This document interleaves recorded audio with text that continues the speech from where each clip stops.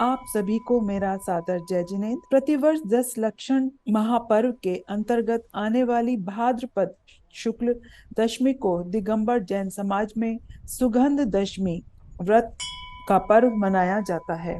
इसे धूप दशमी, धूप खेवन पर्व भी कहा जाता है। यह व्रत पर्युषण पर्व के छठवें दिन दशमी को मनाया जाता है। इस पर्व पर जैन धर्मावलंबी सभी जैन मंदिरों में जाकर श्री जी के चरणों में धूप अर्पित करते हैं। धार्मिक व्रत को विधि पूर्वक करने से मनुष्य के सारे अशुभ कर्मों का क्षय होकर पुण्य की तथा मोक्ष की प्राप्ति होती है। साथ ही सांसारिक दृष्टि से उत्तम शरीर प्राप्त होना भी इस व्रत का फल बताया गया है। सुगंध दशमी व्रत की कथा। जम्बू द्वीप के भरत क्षेत्र के काशी देश में वाराणसी नगर था। यहाँ पर राजा भसुपाल राज्य करता था। उसके श्रीमती नामक स्त्री थी। एक समय वह वन क्रीड़ा को गया, तभी राजा ने अपने समीप एक मासोपवासी मुनिराज को नगर में आहार ग्रहण करने हेतु जाते देखा। राजा ने रानी से कहा कि तुम जाकर अपार भक्ति से मुनि को आहार दो। रानी को मन में बड़ा क्रोध आया। उसने सोचा, विघ्न करने वाले ये मुनि ही हैं, इन्होंने मेरा सुख गंवा दिया। मन में दुखी होते हुए भी वह पति की आज्ञा मानकर चली गई। उसने घर जाकर कड़वी तुमड़ी का आहार बनाया और उसे मुनिराज को दे दिया। मुनिराज आहार कर चले तो मार्ग में ही उन्हें पीड़ा होने लगी। वे भूमि पर गिर पड़े। यह देखकर श्रावकों में कोलाहल हो गया। वहीं पर एक जिनालय था। उपचार हेतु वे मुनिराज को वहां ले गए। सभी ने रानी के इस प्रकार खोटे आहार देने की निंदा की। जब राजा ने यह बात सुनी तो उसे भी बहुत दुख हुआ। उसने रानी को खोटे वचन कहे और उसके वस्त्राभूषण छीनकर बाहर निकाल दिया। दुष्ट कर्मों के प्रभाव से रानी के शरीर में कोढ़ हो गया। प्राण छोड़कर उसने भैंसे के रूप में जन्म लिया। बचपन में ही उसकी मां मर गई। वह अत्यंत दुर्बल हो गई। एक बार कीचड़ में फंस गई। वहीं से उसने किसी मुनि को देखा। तब वह क्रोधित होकर सींग हिलाने लगी। तभी वह और अधिक कीचड़ में डूब गई और मृत्यु को प्राप्त होकर गदर भी हुई। गदर भी रूप में भी पिछले पैर से पंगु थी। उसने एक मुनिराज को देखा। उन्हें देखकर उसे मन में कलुष परिणाम हुए। उसने उनके ऊपर पिछले पैर का प्रहार किया। प्राण छोड़कर वह अपने पाप कर्म के प्रभाव से शुक्री हुई। श्वान आदि के दुख से युक्त हो वह मरकर चांडाल के पुत्री हुई। माता के गर्भ में जब वह आई तो उसके पिता का देहांत हो गया और जन्म के समय उसकी मां मर गई। जो कोई स्वजन उसका पालन करता था उसकी मृत्यु हो जाती थी। उस कन्या के शरीर से अत्यधिक दुर्गंध आती थी। तब उसे लोगों ने जंगल में छोड़ दिया। दुर्गंधा जंगल में कंदमूल फल खाती हुई घूमा करती थी। वहां एक मुनिराज शिष्य सहित एक बार आए। शिष्य ने गुरु से प्रश्न किया कि इतनी भीषण दुर्गंध किस वस्तु की आ रही है। मुनि महाराज ने कहा, जो प्राणी मुनि को दुख देता है वह विभिन्न प्रकार के दुख पाता है। इस कन्या ने पूर्व में मुनि को अधिक दुख दिया था। इसी कारण नाना त्रियंच योनि में परिभ्रमण कर यह चांडाल के घर कन्या हुई है। शिष्य ने गुरु से कहा, इस कन्या का यह पाप कैसे नष्ट हो सकता है। गुरु महाराज ने कहा कि जिन धर्म को धारण करने से पाप दूर हो जाता है। गुरु शिष्य के उपर्युक्त संवाद को उस कन्या ने सुना और उपशम भावों से युक्त हो उसने पंच अभक्ष्य फलों का त्याग कर दिया। शुद्ध भोजन किया तथा शुद्ध भाव से प्राण छोड़े। अनंतर वह उज्जैनी में एक दरिद्र ब्राह्मण के यहाँ उत्पन्न हुई। उसके उत्पन्न होते ही माता पिता मर गए। वह अत्यंत दुखी वृद्धावस्था में एक दिन वन में गई। वहां अश्वसेन नामक राजा जाकर सुदर्शन नामक मुनिराज से धर्म श्रवण कर रहे थे। उसी समय वह कन्या वहां से निकली। मुनिराज ने कन्या की ओर इंगित कर कहा कि पाप के उदय से ऐसी हालत होती है। कन्या घास का गट्ठर उतार कर मुनि के वचन जब सुन रही थी, तभी उसे पूर्व जन्म का स्मरण हो आया। वह मूर्छित हो गई। राजा ने उपचार कराकर उसे सचेत किया तथा उससे मूर्छा का कारण पूछा। कन्या ने अपनी पूर्व जन्म का वृतांत बतला दिया। यह सुनकर राजन ने मुनिवर से कहा, यह कन्या अब कैसे सुख पाएगी? मुनि महाराज ने कहा कि यदि यह कन्या सुगंध दशमी व्रत का पालन करेगी तो सुख पाएगी। सुगंध दशमी व्रत की विधि के विषय में प्रश्न पूछने पर मुनिराज ने सारी विधि बतला दी। राजन ने कन्या को बुलाकर धूप दशमी व्रत बतलाया। कन्या ने उसका भक्ति पूर्वक पालन किया। तब उसका पूर्व पाप कर्म नष्ट हुआ। राजा तथा नगरवासियों ने भी उस व्रत को धारण किया। धूपदशमी एक कनकपुर नगर था। उसके राजा का नाम कनक प्रभा था।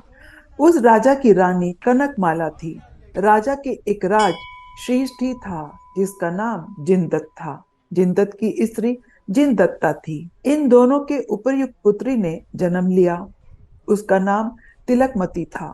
वह अत्यधिक रूपवती और सुगंधवती थी। पुनः उसके कुछ पाप कर्म का उदय हुआ, जिससे उसकी मां की मृत्यु हो गई। माता के बिना वह दुख पाने लगी। जिनदत्त ने दूसरा विवाह कर लिया। उसकी नवविवाहिता पत्नी गोधनपुर नगर के वृषभदत्त वणिज की सुता बंधुमती से सेठ की तेजोमती नामक कन्या हुई। बंधुमती तिलकमती से द्वेष करने लगी। तब सैन ने दासियों से तिलकमती की सेवा करने को कहा। एक बार राजा कंचन प्रभ ने जिनदत्त को दूसरे द्वीप भेज दिया। जाते समय वह मधुमती सेठानी से कह गया कि मैं राजा के कार्य से दूसरे देश को जा रहा हूँ। तुम तिलकमती तथा तेजमती का विवाह श्रेष्ठ लक्षणों से युक्त वर के साथ कर देना।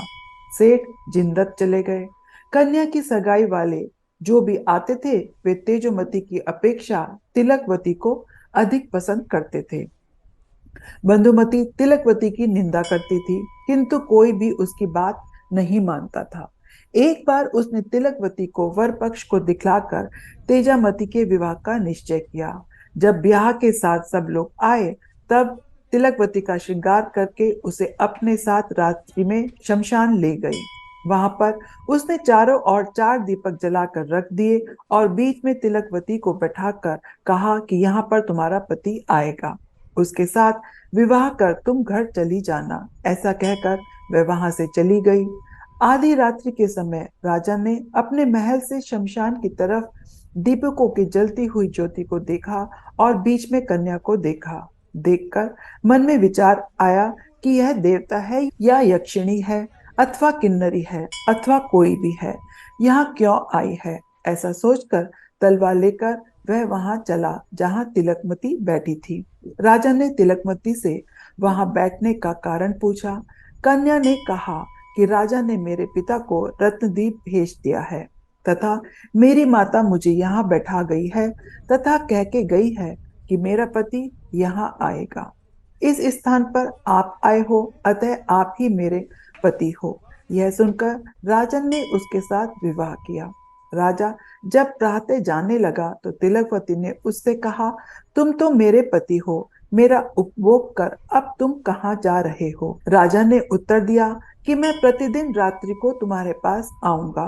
तिलकमती ने सिर झुकाकर पूछा, मैं तुम्हारा नाम क्या बताऊंगी? राजा ने अपना नाम गोप बतलाया। बंधुमती घर जाकर कहने लगी कि तिलकमती दुख की खान है। विवाह के समय पता नहीं उठकर कहाँ चली गई। ढूंढते उसने कन्या को शमशान में पा लिया। जाकर उसने कहा कि यहाँ क्यों आई हो?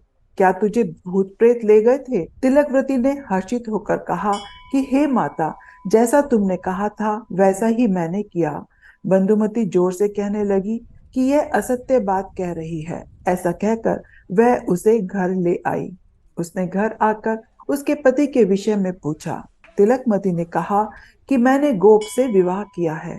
यह सुनकर उसने उस पर कुपित हो उसके पास ही एक घर उसके रहने के लिए दे दिया। प्रतिदिन राजा उसके घर आने लगा। बंधुमती तिलकमती को दीपक जलाने के लिए तेल ही नहीं देती थी, अतः दोनों अंधेरे में ही रहते थे।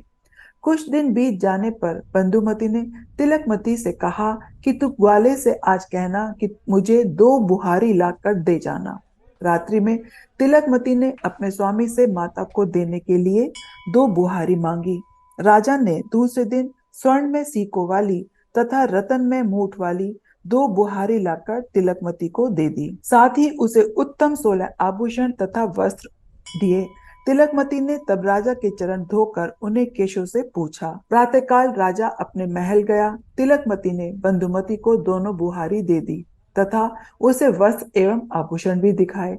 उन्हें देखकर बंधुमती ने कहा कि तेरा पति चोर है, उसने राजा के आभूषण चुराए हैं। ऐसा कहकर वे आभूषण छीन लिए। तिलकमती दुखी हुई। राजा ने उसे सांत्वना दी कि तुम चिंता मत करो, मैं तुम्हें और आभूषण ला दूंगा। जिनदत्त रतनदीप से आया। बंधुमती ने पति से कहा कि तुम्हारी पुत्री के अवगुण कहाँ तक बताऊं। विवाह के समय उठकर पता नहीं कहाँ चली गई और चोर के साथ विवाह कर लिया। वह चोर राजा के यहाँ जाता है और वस्त्र आभूषण चुरा कर लेकर आता है। उस चोर ने इसे ये वस्त्र आभूषण दिए हैं, इन्हें छीन कर मैंने रख लिए हैं। यह कहकर उसने पति के सामने वो वस्त्र आभूषण रख दिए। सेठ यह देख कंपित हो गया तथा उन वस्त्र आभूषणों को राजा के सामने रखकर सब वृतांत कह सुनाया। राजा ने कहा, यह बात तो ठीक है, किंतु चोर के विषय में भी तो बतलाओ। सेठ ने कन्या से चोर के विषय में पूछा।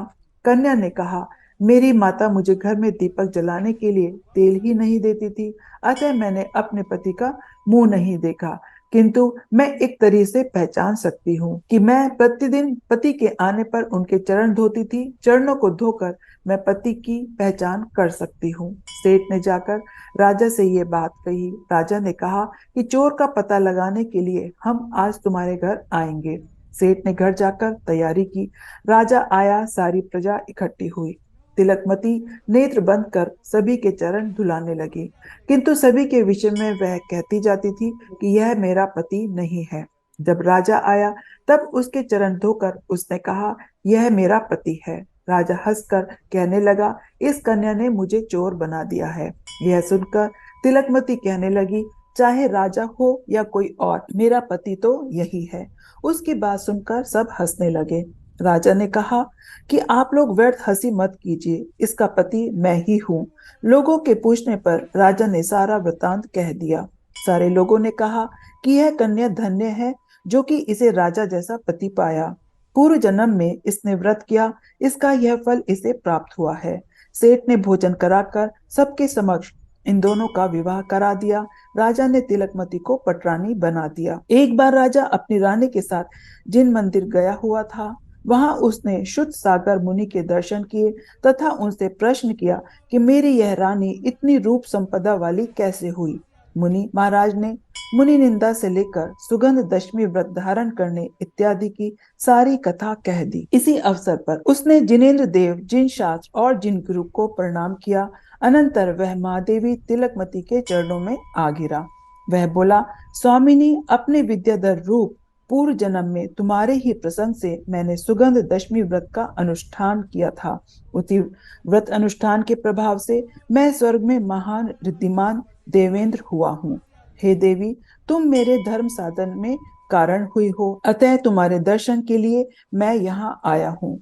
हे देवी, तुम मेरी जननी हो। इतना कहकर और रानी को प्रणाम कर वह देव आकाश में चला गया।